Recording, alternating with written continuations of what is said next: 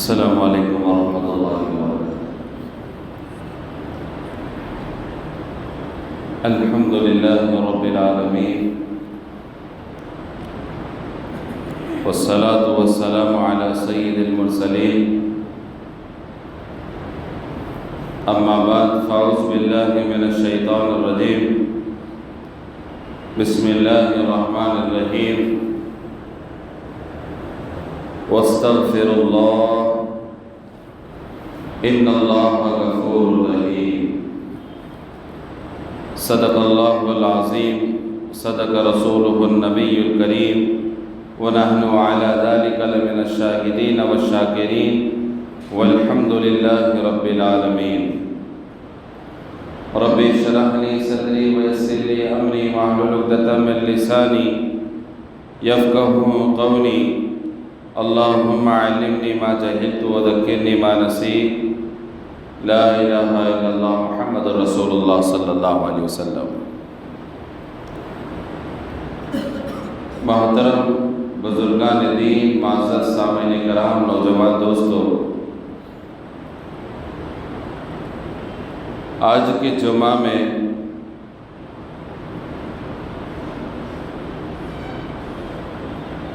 بیان کا جو عنوان متعین میں نے کیا ہے، بہت اہم عنوان چنا ہے کہ جس کے ہم سب محتاج ہیں۔ قرآن کریم میں اللہ تعالیٰ نے ارشاد فرمایا، وَقَالَ رَبُّكُمُ ادْعُونِي أَسْتَجِبْ لَكُمْ۔ اللہ نے قرآن کریم میں ارشاد فرمایا، وَقَالَ رَبُّكُمُ ادْعُونِي أَسْتَجِبْ لَكُمْ۔ آج کے جمعہ کا بیان یہی ہے، جس کا ترجمہ ہے دعا۔ جس کا ترجمہ کیا ہے؟ دعا۔ دعا یہ ایک ایسا عنوان ہے، دنیا میں ہر انسان اس کا محتاج ہے۔ حضور صلی اللہ علیہ وسلم کی زندگی کا اگر مطالعہ کرے، آپ کی زندگی پر اگر نظر ڈالے، تو آپ کی زندگی کا پورا نچوڑ آپ کو ملے گا کہ اللہ کے نبی صلی اللہ علیہ وسلم نے اپنی روز مرہ کی زندگی میں ایسا کوئی موقع نہیں چھوڑا جس کے لیے دعا نہ پڑی ہو۔ دعا۔ اور اللہ تعالیٰ نے مجھ سے، آپ سے، ہر ایک بندے سے وَقَالَ رَبُّكُمُ ادْعُونِي أَسْتَجِبْ لَكُمْ، قیامت تک آنے والے ہر ایک انسان سے اللہ نے کہا، مجھ سے مانگو میں دوں گا، مجھ سے مانگو میں دوں گا۔ اللہ کے نبی صلی اللہ علیہ وسلم نے ارشاد فرمایا، الدعاء مخ العبادہ، دعا خود عبادت ہے اور ساری عبادت کا مغز بھی ہے۔ آج ہمارے معاشرے میں، ہمارے سماج میں اور ہماری سوسائٹی میں اگر ہم غور و فکر کریں، دعا کا رواج ہی ختم ہو گیا، دعا نہیں ہے۔ ہماری اپنی زندگی میں دعا کا کوئی رواج نہیں ہے، ختم ہو گیا۔ ہم خود بھی دعا نہیں مانگتے، نہ ہم دعا لیتے ہیں، نہ ہم دعا دیتے ہیں۔ ہمارے گھروں میں دعا ختم ہو گئی، ہمارے دکانوں میں بھی دعا ختم ہو گئی، ہماری زندگی سے دعا کا پہلو ہی ختم ہو گیا، جبکہ دعا کو اللہ نے بہت اہم بنایا۔ ساری عبادتیں ہماری کس لیے؟ دعا کے لیے۔ دعا کب قبول ہوتی ہے؟ دعا کیسی مانگی جانی چاہیے؟ اللہ کے نبی نے دعا کب مانگی؟ اسلام میں دعا قبول ہونے کے اوقات بتائے گئے، وقت بھی بتایا۔ اللہ تعالیٰ دعائیں کب سنتا ہے، دعائیں قبول کن کن اوقات میں قبول ہوتی ہے، کون سے وقتوں میں دعائیں قبول ہوتی ہے، کن کی دعائیں قبول ہوتی ہے، کون سی دعائیں رد ہوتی ہیں، کون سی دعائیں پرانے بوسیدہ کپڑے کی طرح لپیٹ کر منہ پر پھینک دی جاتی ہے، یہ سارا ہمیں اسلام نے بتایا ہے، یہ ساری چیزیں اسلام نے ہمیں سکھائی ہیں۔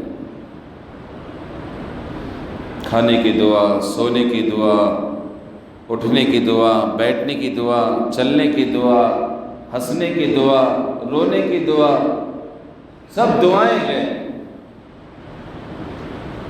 ایسا کون سا مسلمان کی زندگی میں مرحلہ نہیں کہ اللہ کے نبی نے جس وقت دعا کی تلقین نہ کی ہو۔ 24 گھنٹے آدمی اللہ کی طرف متوجہ رہ سکتا ہے دعاؤں سے، 24 گھنٹے۔ کاروبار کو نکلنے کے وقت دعا ہے،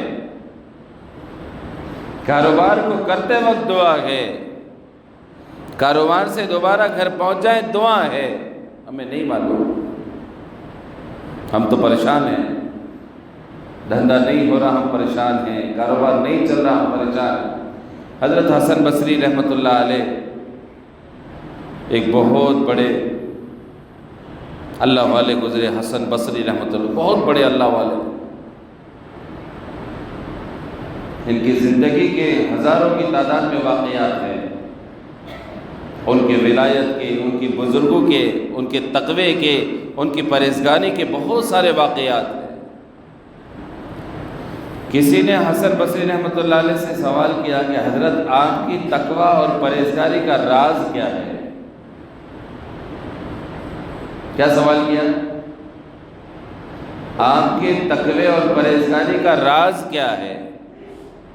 تو حضرت حسن بصری رحمۃ اللہ علیہ نے جواب دیا، 4 چیزیں میری سمجھ میں آ گئی۔ کتنی چیزیں؟ کتنی چیزیں؟ وہ 4 چیزیں اگر ہماری بھی سمجھ میں آ جائے، اللہ تعالیٰ ہمیں بھی متقی اور پرہیزگار بنا سکتا ہے۔ پہلی چیز حضرت حسن بصری رحمۃ اللہ علیہ نے یہ فرمائی کہ یہ چیز میری سمجھ میں آ گئی کہ میرا رزق مجھ سے کوئی چھین نہیں سکتا۔ کیا سمجھ میں آئی پہلی چیز؟ میرا رزق مجھ سے کوئی چھین نہیں سکتا۔ اب رزق کو لے کے ہم کتنے پریشان ہیں۔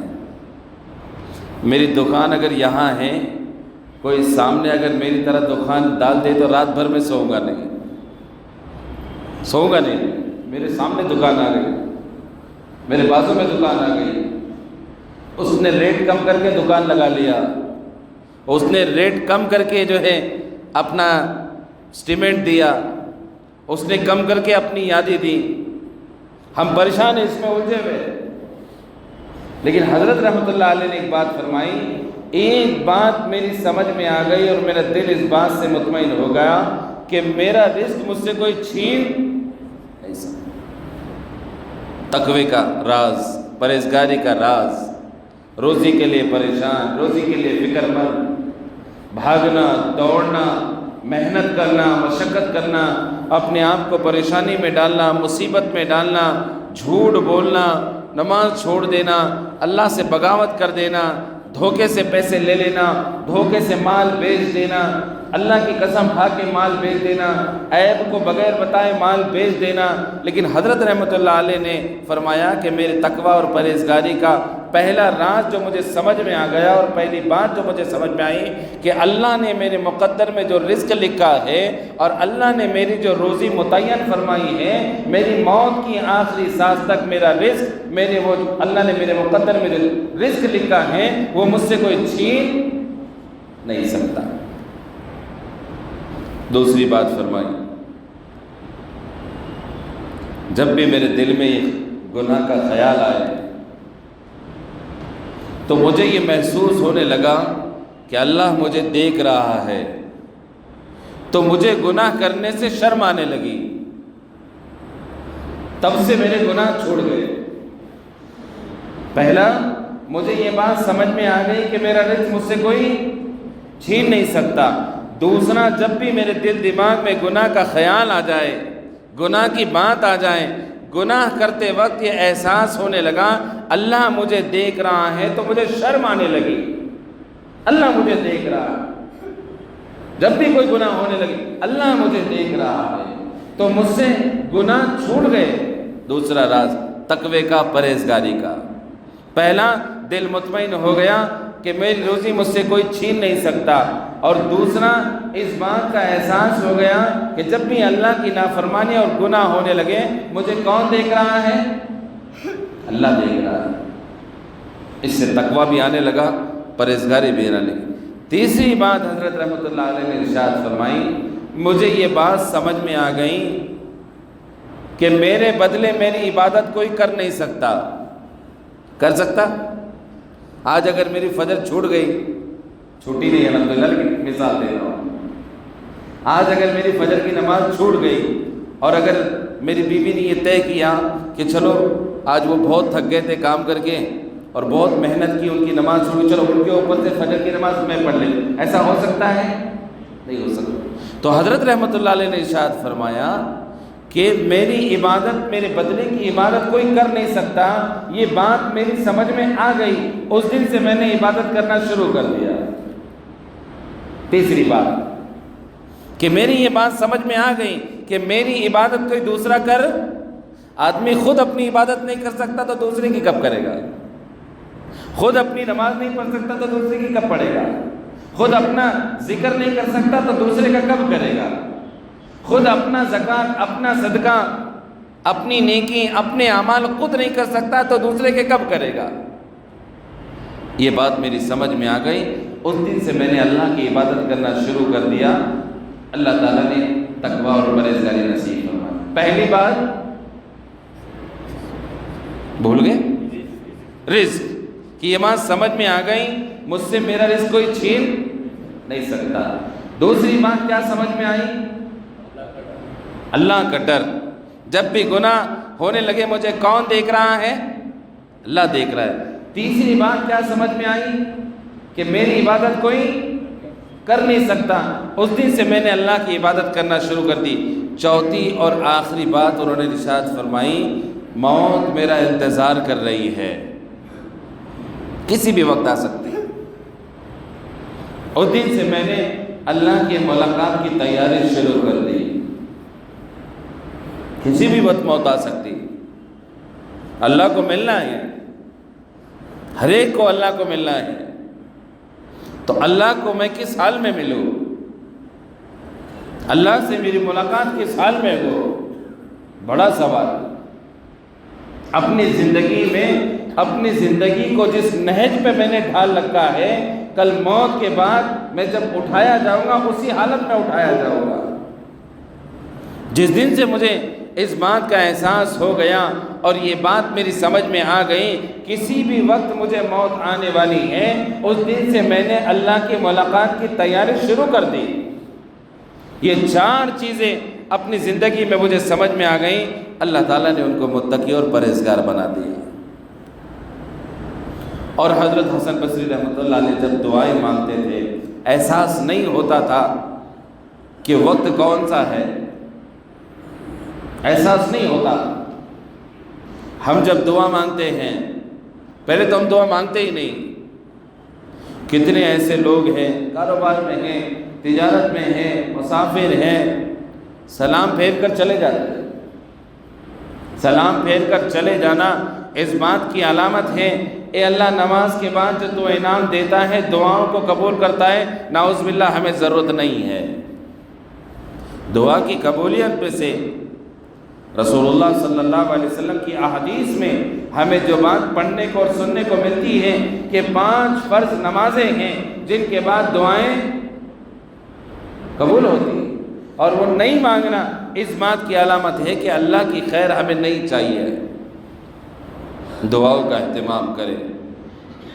وقال ربکم ادعونی استجب لکم، رات کا جب آخر حصہ ہوتا ہے، فجر سے پہلے کا وقت، اللہ تعالیٰ آسمان دنیا کی طرف متوجہ ہوتے ہیں، اپنی توجہ فرماتے ہیں۔ 3 آواز لگاتے ہیں فرشتے کے ذریعے سے، ہے کوئی مجھے پکارنے والا میں اس کی دعا قبول کروں، ہے کوئی مجھ سے مانگنے والا میں اس کو عطا کروں، ہے کوئی مجھ سے مغفرت چاہنے والا میں اس کی مغفرت کر دوں۔ اللہ تعالیٰ سلف صالحین کا، جناب محمد رسول اللہ صلی اللہ علیہ وسلم کا، صحابہ کرام رضوان اللہ تعالیٰ اجمعین کا یہ معمول تھا، تہجد کے وقت دعائیں کرتے تھے، تہجد کے وقت اللہ سے مانگتے تھے۔ آج جب ہمارے گھروں میں کوئی بیماری آتی ہے، کوئی مرض آتا ہے، کوئی تکلیف آتی ہے، کوئی پریشانی آتی ہے، پہلے ہم دنیا کی طرف متوجہ ہوتے ہیں، اور جب دنیا والوں نے ہاتھ اٹھا دیے اب کچھ نہیں ہو سکتا، پھر اللہ کی طرف متوجہ ہوتے ہیں۔ ڈاکٹروں نے جواب دے دیا کچھ نہیں ہو سکتا، مصیبت آ گئی اب کچھ نہیں ہو سکتا، دعا کرو، اس کے بعد ہم اللہ کی طرف متوجہ ہو۔ رسول اللہ صلی اللہ علیہ وسلم کی زندگی ہمیں یہ تعلیم دیتی ہے، جب بھی کوئی غم ہوتا، پریشانی ہوتی، کوئی مسئلہ لاحق ہوتا، 2 رکعت نماز صلاۃ الحاجت کی نیت باندھ کر نماز پڑھو۔ نیت کرتا ہوں میں 2 رکعت نماز صلاۃ الحاجت کی، واسطے اللہ کے، منہ میرا کعبہ شریف کی طرف، اللہ اکبر، دعا مانگتے ہیں۔ اپنے گھروں کے فاقوں کو 2 رکعت نماز صلاۃ الحاجت کی پڑھ کے صحابہ کرام رضوان اللہ تعالیٰ اجمعین نے اپنے مسائل کو حل کیا۔ اکابرین کی زندگی، سلف صالحین کی زندگی کا اگر مطالعہ کرے، بہت بڑے کاروبار اور تجارت کے مالک نہیں تھے، لیکن جب بھی حالات آئیں اللہ کے سامنے جھک کر اپنے حالات کو دور کیا، اللہ سے مانگ کر اپنے حالات کو دور کیا۔ ہم دعا نہیں کرتے، ہم دعا پڑھتے بھی نہیں، مانگتے بھی نہیں، کسی کی دعا لیتے بھی نہیں، کسی کو دعا دیتے بھی نہیں۔ ہماری زندگیوں سے دعاؤں کا رواج ختم ہو گیا۔ اکثر نئی دکانوں کی ابتدا میں جانے کا موقع ملتا ہے، لوگ بلاتے ہیں، دعوت دیتے ہیں، وہاں پر بھی دعا کا رواج ختم ہو گیا، ربن کا رواج شروع ہو گیا۔ اپنے کاروبار کی ابتدا دعا سے کرے، قرآن سے کرے، نیک عمل کر کے کریں۔ ہمارے جناب محمد رسول اللہ صلی اللہ علیہ وسلم کی تعلیم سے ہمیں یہ بات سیکھنے کو ملتی ہے کہ جب بھی ہم کوئی نیا کام کریں، جب بھی ہم کوئی نئے کاروبار کی، تجارت کی شروعات کریں، ہم اس کو دعا سے کریں، ہم وہاں دعا کریں۔ نہیں کرتے دعا، کتنی جگہ پر ہم نے ٹوک دیا، ربن ضرور کاٹے، لیکن کاٹنے کے بعد ہم نے وہاں پر اسلام کی یہ بات کرائی کہ بھئی دعا کرے، آئیے سب مل کر دعا کرے۔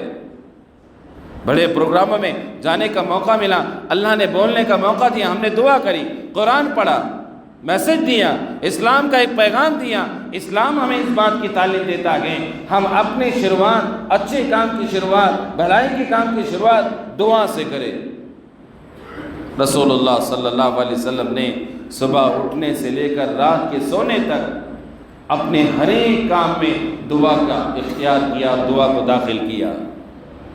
نیند سے بیدار ہوئے، دعا پڑھی، بیت الخلاء جانے لگے، دعا پڑھی، نکلنے لگے، دعا پڑھی، وضو کے لیے جب ہاتھ بڑھایا دعا پڑھی، وضو کے درمیان دعا پڑھی، وضو کے بعد دعا پڑھی، مسجد میں داخل ہونے لگے دعا پڑھی، مسجد سے نکلنے لگے دعا پڑھی، کوئی جانکار مل گیا السلام علیکم ورحمۃ اللہ، دعا دی، کسی کو رخصت کرنے لگے فی امان اللہ، اللہ کی امانت میں دے کر دعا دی، کسی کو ہنستا دیکھا دعا پڑھی اضحک اللہ سنک، اللہ آپ کو ہمیشہ خوش رکھے، کسی کو روتا ہوا دیکھا انا للہ و انا الیہ راجعون، رو مت، صبر کرو، ہم سب اللہ کے لیے ہیں اور اللہ ہی کی طرف ہم کو لوٹ کر جانا ہے۔ یہ ساری دعاؤں کا رواج ہمارے گھروں سے، ہماری زندگی سے، ہمارے کاروبار سے، ہماری تجارت سے، ہماری باتوں سے اور روز مرہ کی زندگی سے یہ سارا دعاؤں کا رواج ختم ہو گیا۔ نتیجہ یہ نکلا بے برکتی نے اور شیطان نے ہمارے گھروں میں دخل اندازی شروع کر دی، دخل اندازی شروع کر دی، برکت ختم ہو گئی۔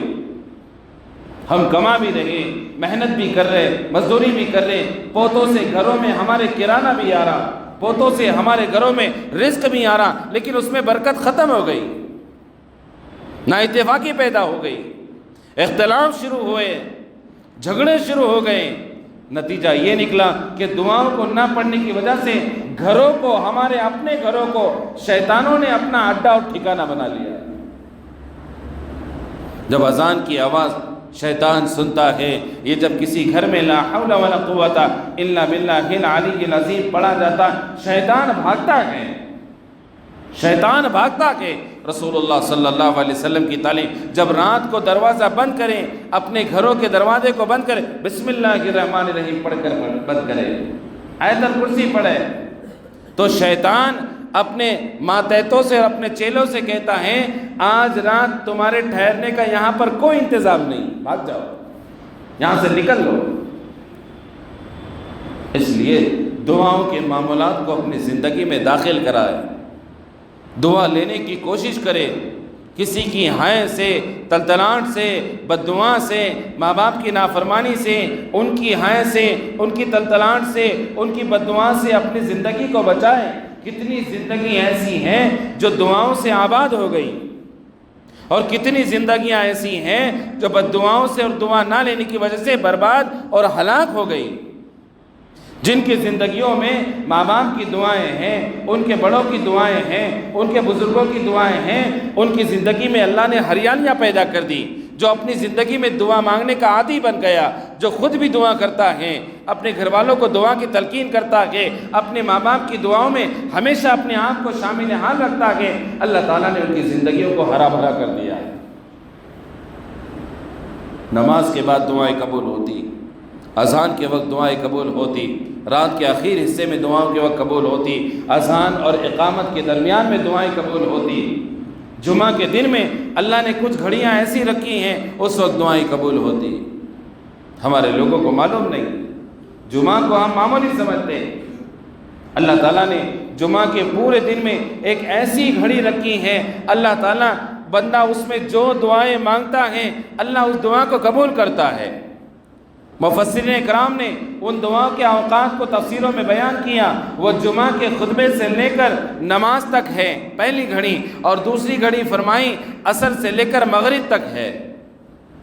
یہ دونوں وقت میں ہم احتیاط کریں، دعا مانگے، اللہ تعالیٰ سے اپنے مسائل کو، اپنے حالات کو، اپنی ضرورتوں کو، اپنی خواہشات کو اللہ کے سامنے رکھیں، اللہ قبول کرے گا۔ اللہ سے مانگے صحیح۔ کتنے ایسے لوگ ہیں کہ جو اپنے اللہ کے بارے میں اپنی زبان سے ایسے الفاظ نکل لیتے ہیں، وہ کفر کرتے ہیں، دعائیں مانگ رہا قبول نہیں ہو رہی، پتہ نہیں اللہ کو کیا منظور۔ استغفر اللہ، ایسے الفاظ جس سے اللہ ناراض ہو کفر ہے۔ میں دعائیں مانگتا لیکن میری دعائیں قبول ہی نہیں ہوتی، یہ کفر ہے۔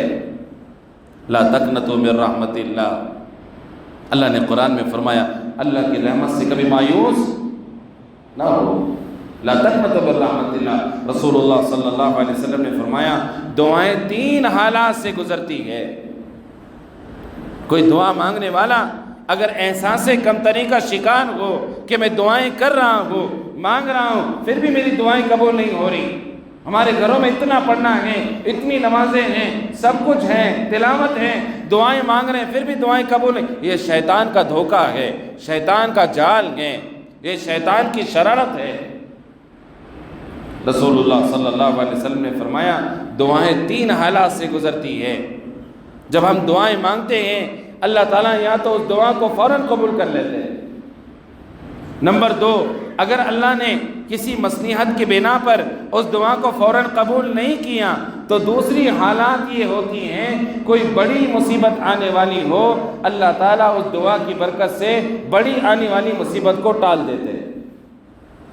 کتنی مرتبہ ہم مرتے مرتے بچ گیا، یہ دعا تھی، ہم کہتے ہیں نا اکثر مرتے مرتے بچ گیا، یہاں سے گاڑی چلی گئی، یہاں سے گولی چلی گئی، یہاں سے تلوار چلی گئی، وہاں سے کرنٹ لگتے لگتے بچ گیا، یہاں سے پھسلتے پھسلتے بچ گیا۔ یہ بچے نہیں ہیں، ان دعاؤں نے بچایا جو ہم نے مانگی اور قبول نہیں ہوئی، جو ہمارے والدین نے مانگی قبول نہیں ہوئی، جو ہمارے بڑوں نے اور بزرگ نے کسی کی ہم نے دعا لیے وہ دعا ہمارے سر پر تھی، اللہ نے بچا دیا۔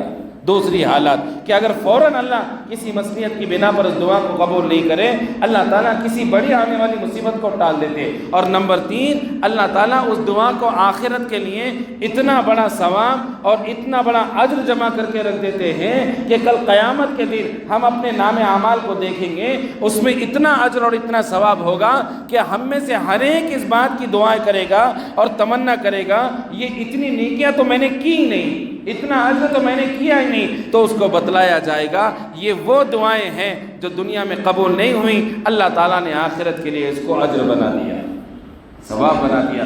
تو ہم میں سے ہر ایک یہ تمنا کرے گا کاش میری دنیا میں ایک بھی دعا قبول نہیں ہوتی، ایک بھی دعا قبول نہیں۔ دعا کا اہتمام کریں، جب بھی کوئی نیکی کریں، ایک گلاس ہم نے کسی کو پانی بھی پلایا، اس ایک نیکی کے بعد اس کے بعد ہم دعا کریں اللہ تعالیٰ یہ نیکی کا بدلہ تو دے، تجھ سے چاہیے۔ ہماری عادت یہ ہو گئی اور ہم نے اپنا مزاج یہ بنا دیا، ہم کسی کے ساتھ خیر خواہی کریں، بھلائی کریں، ہماری یہ امید ہوتی ہے ہم بدلہ اسی سے چاہتے ہیں۔